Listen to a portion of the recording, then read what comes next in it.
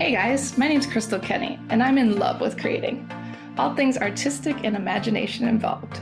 I'm an American girl who chased her creative dreams all the way to Paris, France, making a living using photography. This podcast takes you inside the stories of all the artsy folks I've met along the way and gives you that extra push to discover your creative gifts. The desire to create is deeply inside each and every one of us, and I give you the tools and inspiration to find a new way of living a more creative life. This is La Vie Creative, the podcast.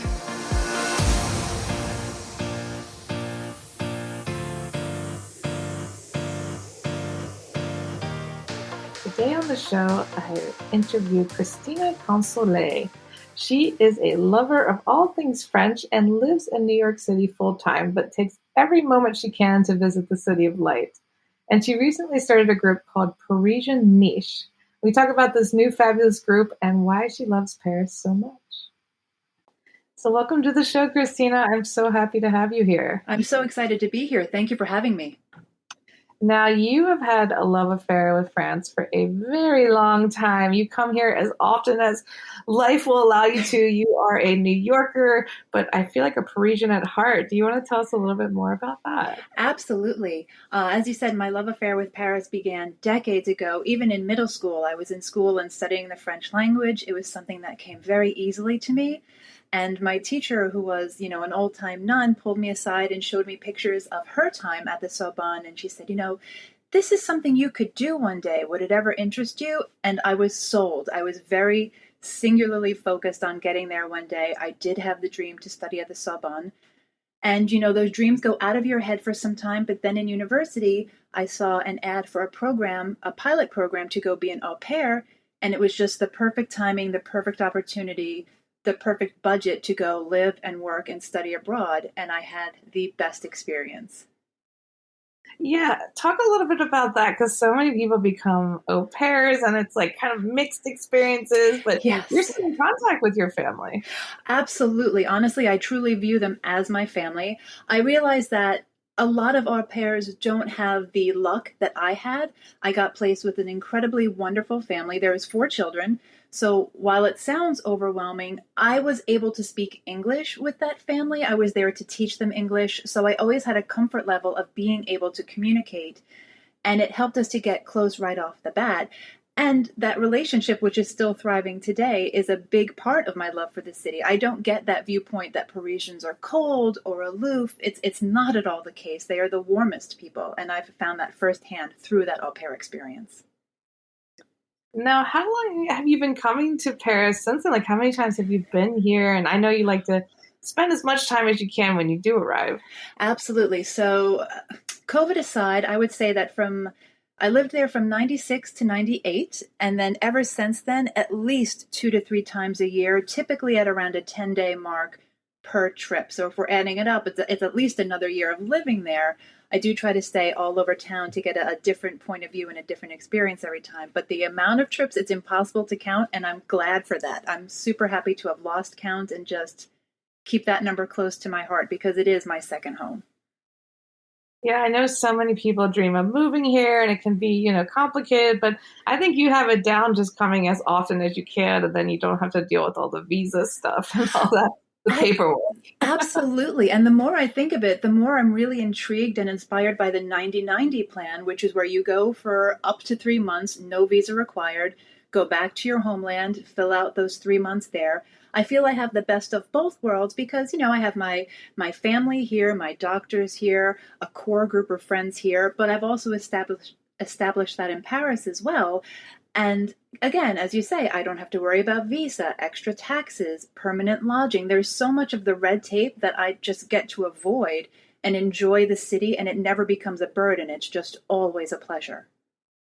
Yeah, definitely. I think people who are dreaming of moving to France should maybe consider that lifestyle instead, because like you said, it's just so much easier and, less stress of trying to be here full time, like a lot of people face on a daily basis. Absolutely.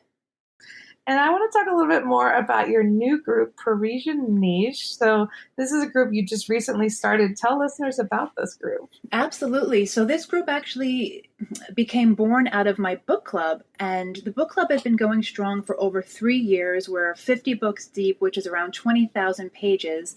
And became a core group of girlfriends who kept showing up month after month, whether they finished the book or not, because what happens at a book club? Everybody relaxes, they become more themselves, and we start talking about our own love for Paris, our own trips, because all of the books are centered in Paris. So from that book club came late evening talks where who's going to be in Paris, where can we meet up? As you know, you were a part of our book club while I was in Paris. And finally, some girlfriends pulled me aside and they said, you have so much good information to offer. Put your thoughts into writing, make it a love story to Paris and to yourself. And it really has become like my own journal that I get to share with a core group of friends who really understands. I never get the question, oh, you're going to Paris again from this group. They get it. They want to be involved. And quite often I ask them for information that I can put in the blog so that it can be a shared resource. I want this to be a safe space for people to understand and enjoy that Paris is for everybody. And I'm hoping that that comes across. Again, we're in our baby steps, but we're having a really nice launch. Yeah, and I think that's such a wonderful idea because people who don't love Paris just don't get it. They're like, why are you going there again? Or people who've never been here, maybe they're like, oh, I don't get it. Like, what is the big deal? It finally came to a point with a couple of girlfriends who kept really just visibly rolling their eyes saying, oh, again. I finally turned around and said, you know what, guys, I'm actually not inviting you and I don't need you to understand my decision. I just need you to respect my passion and Yeah. I'll see you after my next trip. So You had to shut them down. Don't rain on my parade, girls. Exact. People that aren't like in love with Paris just really don't get it. And they're like, why? I mean, this is probably like a topic you'd know a lot about. I mean, some people are just so attracted to France, and especially Americans, we have this interesting relationship with France. Like, from your point of view, why do you think that is? I honestly think it's because we see so much of ourselves in France. You know, if we go back to the roots of our own history, who helped us get there? Lafayette and the French government. And a lot of our roots stem from there. A lot of our social customs and mores, you know, have their roots here. I think it's something that is also very counterintuitive to the American way, so that when we go over there, we are able and invited to slow down our own American pace to enjoy the beauty of life, the pleasures of life, which is something that we don't encounter every day. And that antithesis is very inviting. It's very alluring. Yeah, I completely agree. And it's just been such a long affair. I mean, even for French people, whenever I talk to a French person, I'm like, oh, you know, where would you want to go in America? And they're like obsessed with New York City. They're obsessed with San Francisco. They all want to go to these places. And I feel like it's like an even exchange because a lot of Americans dream of going to Paris and it feels like unattainable sometimes. Yes. You know what the thing is, though? It is so attainable. I think that a lot of people are overwhelmed and fearful when planning a trip. And I do cover a lot of that in my blog, in as much as even finding the time to go. There are so many forums and boards that are really discouraging because, of course, the bad news gets the good press. Yeah. And I really like to put forth, you know, as Jack Canfield said, everything that you want is on the other side of fear. You know, plan that trip, take the moment and do it for yourself. Yeah, because I think there's a lot of like naysayers out there that are just like, oh, you know, it's dangerous or it's expensive or whatever. But there's like so many groups, like you said, you don't just have to pick up Rick Steves' book anymore. Like you could go on these Facebook groups, you can go in your group, and there's so much valuable information that makes it much easier to do anything. Absolutely. And the one thing I will say, and it's to take nothing away from any group, is again, people are more often going to comment on their negative experiences than their positives. And I really encourage people to look past the noise and to find their own good experiences. And it's a lot of why I created Parisian Niche. In the beginning, I was incredibly nervous that, you know, my voice would be lost among thousands of Paris blogs. And it occurred to me that nobody can see Paris through my eyes but me, just like those other blogs. And it becomes a unique sharing experience, much like Rick Steves has his and all these forums. But as you're reading these things, and even mine, get past what others are saying and really engage and get that experience for yourself, plan it for yourself, and don't listen to anybody who's going to say, for instance, if you're checking luggage, you're doing it wrong. There's no wrong. If you know nobody was taking baggage, they wouldn't take them at the counters. So again, get past that background noise, plan it for yourself, and it will be the most rewarding experience. Yeah, I completely agree. I mean, with anything in life, there's always going to be someone to poo-poo it and Always. impress their fears on you. And it's like, that's not my fear. Leave me alone. Yeah. Yeah. So, how has France influenced your life? How have you changed since becoming such a regular France visitor? Oh, so much. The one thing I have learned is to really, New York is a very high-rise kind of city. Everything about us, or most of the things about us, are new. In France, I'm able to really slow down my daily pace to really enjoy, say, getting lost in the city on purpose, becoming a flâneuse, to check out that beautiful architecture, go to the history of the building, really find out the enriching aspects of the culture. And that does translate here. I was really never a museum hopper before living in Paris, and now I can't get over to the Met and MoMA enough. It gave me a new insight into art, architecture, um, even cathedrals and such, that while we have them in New York, it's a whole different level in France and Europe as a whole.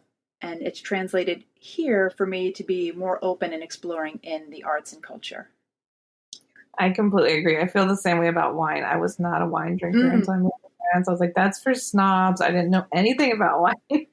And like, because I feel like in America we're such like beer and cocktail people, yeah. and wine tends to be more expensive in the States, but you can't help but being influenced when you come here. Yeah. And one thing I would encourage too is, as you're planning things to do, really go outside of what you think you would normally do. So, I'm a big lover of the French royal courts and all of that. So naturally, I've seen Versailles and Vaux-le-Vicomte many times. And on a last trip, I had gone on an excursion to the D-Day beaches, something I would never have imagined myself doing it. I'm not a military strategist. I don't understand those assets or those ideas. And so again, decided to sign up, and I feel like my life changed. I understood so much more about the relationship between our two countries, what actually happened in the war and those invasions, and was able to come back much more informed about both cultures, loving both a little bit more. And it's only because I went outside of what I thought I would like to do. I like that idea, going outside of what you thought you wanted to do. Sometimes you surprise yourself even what you sign up for. Absolutely. And as someone who frequently visits, like, are there some top things that you recommend for first time visitors or people who want to see a different side of Paris? Maybe they've been here before. What are your favorite things to do here? My favorite thing is to go into different churches. And naturally, as much as I always love to go back to Notre Dame, of course, it's shut for the moment. This has given a really unique opportunity. Instead of just going back to that core location, I've been able to really take the time to explore other bigger little churches, places that I would never go, even going into crypts and sacristies. And it's been very enriching to do those things again that I wouldn't have done before. I've found little niches that I'm sure nobody else knows about, but they've become so dear to my heart. And then again, there are the standard things that one loves to do so that they feel like they're coming home. Nobody's going to be shocked to hear that my first stop when I land is to go have a hot chocolate at Angelina to decompress, let your shoulders relax a little bit before going out into the city. Yeah, I think we all start to have our rituals when we arrive here, and maybe for first timers, they'll discover their own rituals. They haven't found them yet.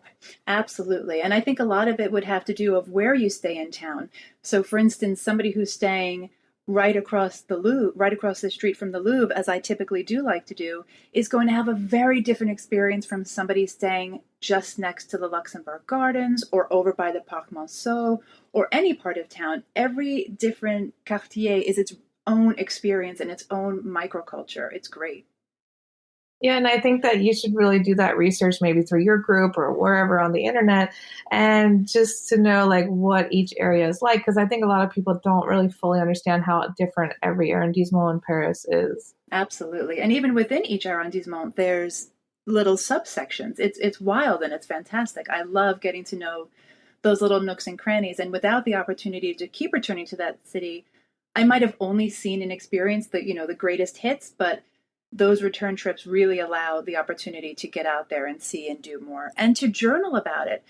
I know we're all so dependent these days on our iPhones and our smart cameras, but You go home and a lot of times you'll swipe the photos to delete and you won't save that memory. I do find that sitting alone at a cafe for an hour and journaling what you liked, what you didn't like, what you want to return to do, what that is inspiring you to do, is going to be a great asset for yourself and the best souvenir you can have. I completely agree. Taking notes is such a great idea, and it just takes you back. Even if you don't feel like you're a writer, it's just about throwing some stuff out there and seeing what sticks. Absolutely. And even journaling at a cafe, especially for those who are a bit bashful to sit at a cafe alone, it removes 100% of that social awkwardness because you're in your own world and Paris is just passing you by, and it relaxes you to then be able to people watch without bashfulness or timidity, to really, again, enjoy that aspect of the cafe culture, the city culture. It really becomes very enriching for me personally. I highly recommend it. Yeah, and I think a lot of people don't realize how much no one cares about you being alone in this city. Like, Yeah. some cities, it's kind of strange to sit alone or have dinner alone. Here, it's like, it's not strange at all to be seated alone. You make a good point. I don't go out to dinner on my own in New York, and yet at Paris, I do it all the time. Yeah, So, nobody cares here. It's not weird at all.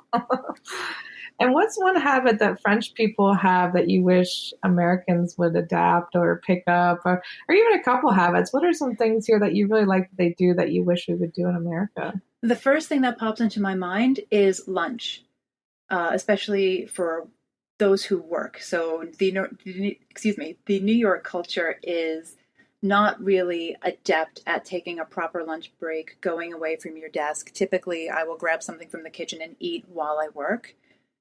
I wish that we could adapt that French cultural awareness that we need time to decompress, to socialize with our peers who will become our friends as well as coworkers. It is something that I feel is incredibly lacking here, and I won't say leads to a lot quicker burnout, but at the same time, I won't not say it. And I think the French vacation system is something that we could really learn a lot about. I know a lot of people joke that, oh, the entire city is shut down in August. But if the entire city is shut down, that means that everybody can disconnect and recharge and come back for the rentrée in a whole new mindset, a refreshed spirit. So I think that it's not as much a laughing matter as something that we could stop giggling at and learning from. Definitely. I think their approach to taking some real time off is admirable, and we should do more of that ourselves. It's like we feel guilty for taking a break in the States. Absolutely. And vacations now here have more so just become working from another spot. Yeah. All of my coworkers are thinking, where can I get a hotspot? I need to check my email. And it's entirely different there, even as much as not getting emails after 6 p.m. It would be a game changer. Yeah, I think it's really funny when jobs tell American workers, like, this is a job where you can take as much vacation as you want. And it's like, don't take any. Exactly. And then also when you come back from vacation, you have so much email that you can't even relax just knowing all that's waiting to unload on you. It is so true. And so tell me a little bit about how you define creativity. I mean, obviously you're a creative, you enjoy writing, all the French culture, museums. I mean, how would you define creativity from your point of view? I think creativity, from my point of view, is something that pulls me in and makes me want to learn more. I'll give you an example. So, unfortunately, due to the fire at Notre Dame, again, the doors have been shuttered for quite some time, but it inspired me to truly go take a look at the history there, find out where it came from, why it's so valuable, and I learned about its many reincarnations, and that has inspired me to be creative in my point of view, looking at other churches to find out their history. So I think that creativity on my part comes from an outside point of view that affects mine and makes me want to learn more about it. And then as such, now I can develop that and distribute it through my own words and my own point of view through my blog. I like that. It's like all one big connected circle. Absolutely. And I do think that creativity is a circle. And I think that nobody experiences creativity or Paris in, how can I say this? Let me pause for a second. I think that everybody experiences Paris through their own eyes, and that lends itself to the circle of creativity where then all of the aspects and avenues are researched and connected. As you said, it's a great connector of the dots. Yeah, and I think everyone can feel a little inspired here no matter what they're into. There's something for everybody, and it's just one of those few places that didn't get destroyed during the World War II as well. So like there's even more Yes. to look at, more to study, and it makes it even more special in that way. Absolutely. And I think you touch on something incredibly important. A lot of people are very into saying, oh, Paris let, the armies come right in and just bang down their doors. And I view it incredibly differently. I think it was one of the smartest decisions made because they saw what was happening in other cities. They were getting leveled. Paris, because they made the decision to just say, okay, we're going to press pause here and let what's going to happen. They saved the vast majority of irreplaceable architecture and art. Mhm. Definitely. We wouldn't have it today if they didn't press pause. Absolutely. And I think that while a lot of people may think that they know better and really cast their eyes down, I think it was an incredibly impressive and intelligent long-term decision, and I admire it. And what do you think? Why are creatives attracted to France today? I mean, creatives have always been attracted to France, but why do you think they're still attracted even today? I think there's a great juxtaposition between the ancient arts and modern culture. Um, you can be looking at a medieval arena ruin with some breakdancers in it. You could be walking through the Louvre and see a modern art expo of maybe origami. There are so many ways to move past, present, and future in tandem with each other, to see them play off each other, again, to see how they're coming full circle and moving forward. And I really do think that this blend and this mesh is what makes it so alluring. People learn from the past and they want to move forward and leave their own fingerprint. And I think that Paris enables this mentality to really flourish. I like that because a lot in our conversation you brought up history, and in your opinion, like what do you think is the role of history in today's society? Why is history important to us today? I think it is such a strong educator. I think that it is something incredibly valuable to learn from, oftentimes to emulate, many times to change and reverse. Not reverse, but again, learn from and not make those similar mistakes twice. And I think that it's important to properly teach. I feel that in France, history is taught at a much more thorough level than in the States, and I really admire that about their academic system. I do think that it is not only a key indicator, but an absolute masterclass on how to move forward. I like that. A master class on how to move forward. We should coin that. Come on, France, make your master class. I love it. That's You the next project. tell the president. And what advice do you have for people who feel like they're not creative, they're not artistic? What would you say to them? I would say that creativity might not be what you think it is. Not everybody's going to be making beautiful art or sculpture, writing books. I think sometimes creativity can come from seeing something, let's just take a beautiful building, and just seeing how the fluidity of that can lead to their own work project. I don't think it's as finite as something that's tangible. I think that creativity is absolutely unique. It's like a fingerprint, and not to pigeonhole yourself into thinking it can only be a piece of tangible artwork. I love that because so many people are like, I can't paint, I can't sculpt, I don't write. So they don't think they're creative, but that's not what it's about. It's about what you just said. I completely agree. Absolutely. I think as much creativity can go into planning a work event as planning a work of art. I completely agree. And what's something that surprised you about starting your own French based group? Was there something you didn't expect to come out of this group? Um, I think the thing that came out of it the quickest was the reception.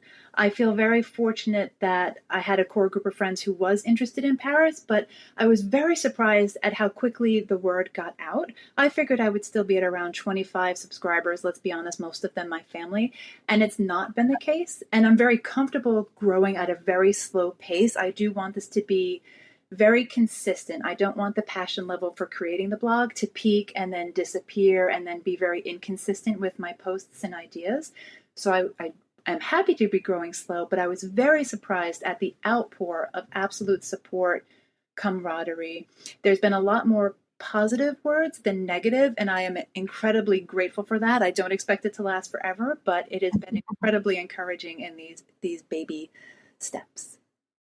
Did you feel nervous to start your own group? Like, who am I to be some expert on France? Absolutely. And I did feel that there would be some negativity because, again, many people in my group are part of other French groups. And who am I to just put my voice out there? And it was I won't say difficult to get started, but it took the gentle encouragement of several of my girlfriends saying, no, now is the time to put your words to writing. Don't just follow other people's leads, create your own lead. And if nothing else, I hope it inspires somebody else to do so in some aspect of their life. Yeah, was that the main reason you were able to move past those fears? Was other people supporting you? Absolutely. It made 100% of the difference. And ironically, the final voice on me starting my blog came from a coworker who does not know me on such a deep personal level, but had seen some of my pictures, some of my own journal entries, because I had printed them and left them on the printer. Oops. And he was really forthright and said, no, this has to be put into a long-standing template. And I think that having somebody outside of my core group give me that indicator was really the final push that said, okay, it's time. And it came together ever so quickly. I was fortunate that my best friend is very good at tech. I had other people helping me behind the scenes with a couple of tech aspects, which is my weakness. And I was able to focus on getting these foundation blocks set for how to order your coffee, how to get from the airport to Paris proper. And now I can really dig into the feminine lifestyle of Paris. I think that's something that's infinitely interesting to many people. And isn't it funny how we have such a hard time giving ourselves permission to do what we want to do? Absolutely. I, if you had asked me even 4 months ago, 5 months ago, will you ever have a Paris blog? No. And now it's something I can't imagine not doing. I'm incredibly grateful. Yeah, I think the key takeaway is to get out of our own way. Absolutely. Absolutely. And to not let that fear be a wall or a gate. It really just push through it. And, what's the worst that happens? If it doesn't work, okay, you've tried and you can move on with your life. But now things are working. And what would have happened if you didn't take that chance? Yeah, and also how you can impact others, because you really don't know how you're impacting other people until you put your soul into it. And I think the best things come out of that when our true passion, our true happiness, we're doing it. And that's going to help other people no matter what. Absolutely. And I'm also super encouraged by how much people want to share. So if I put on my Facebook page, okay, here's the topic we'll be speaking about in a few weeks. My goodness, the response of, oh, I love this place, avoid that place, check out this new place. Everybody is really delighted to put their point of view in. It becomes this great mixture of shared ideas that you get to, it's kind of like being in the cool kid club now, where you're experiencing all these things together that everybody knows they're going to enjoy. I can't tell you the pleasure it's been. And I'm looking forward to the next steps. I mean, this is just the beginning. Yeah, it's that exchange of positive energy, right? Like people putting all their passions together. Perfectly said, Crystal. Perfect. And what are you most excited about for your future work?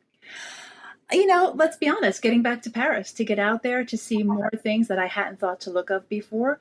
I enjoy being immersed in that culture, and this is giving me the best forum to be able to, quote unquote, have to go back to Paris to experience more. So that's what I'm excited about. And also sharing with friends and getting to know people who, again, are no longer rolling their eyes. We're all in this together. We're all excited to experience this together. It's just rewarding and delicious. I love it. I can't wait to see what you'll do next and check it out, get some information myself. I mean, people are always giving me new information. I live here for 10 years now. I'm like, okay, I didn't know that. You get kind of comfortable and jaded when you're here all the time. So we need people like you with fresh eyes. Oh, that's really kind, and I can't wait. And again, Paris is as much as it's an infinite city, it's never the same place twice. I never experience it the same way, and I just can't wait to keep on doing that. And where can people check out the group and connect with you? Absolutely. So we are at www.parisianniche.com, and you can search for us under Facebook at the same name, Parisian Niche. My email is Chrissy@parisianniche.com, and I'm always available. And I'm looking forward to getting to know more about Paris and France, and everybody else who's enjoying the ride. Well, thanks so much for sharing with us today, and I can't wait for everyone to check out the group. I'm excited, and I thank you again for having me. What a pleasure. Thanks so much for tuning in to La Vie Creative. You can find more information on MissParisPhoto.com. And if you enjoyed this show, please feel free to share and spread the word for all my creative guests. We have the power to help them to keep doing what they love. See you next time.